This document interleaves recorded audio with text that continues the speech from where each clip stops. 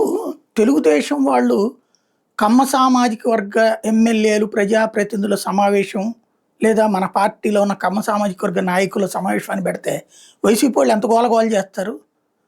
అలాగే వైఎస్ఆర్ కాంగ్రెస్ పార్టీకి సంబంధించినటువంటి రెడ్లందరూ మీటింగ్ పెట్టుకుని మా రెడ్లకి సంబంధించిన రివ్యూ అని మీటింగ్ పెడితే ఎలా చూస్తారు?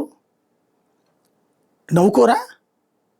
అలాంటిది వైఎస్ఆర్ కాంగ్రెస్ పార్టీ కాపు నేతల సమావేశం. సరే, కాపు నేస్తం ఇవ్వట్లేదు, లేకపోతే ఇంకోటి ఇవ్వట్లేదు, ఇంకోటి ఇవ్వట్లేదు.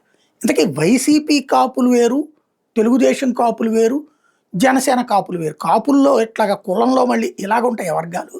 నాకు తెలిసి ఒంటరి, తెలగ, ఇట్లాగా బలిజ, ఇట్లా కాపుల్లో కులాలు ఉన్నాయని తెలుసు, కానీ వర్గాలుగా ఉంటారని తెలుసు. కానీ వైసీపీ కాపు, తెలుగుదేశం కాపు, జనసేన కాపు, కమ్యూనిస్ట్ కాపు, బీజేపీ కాపు అని ఇంకో కొత్త కాపులు ఏమన్నా ఉంటారా?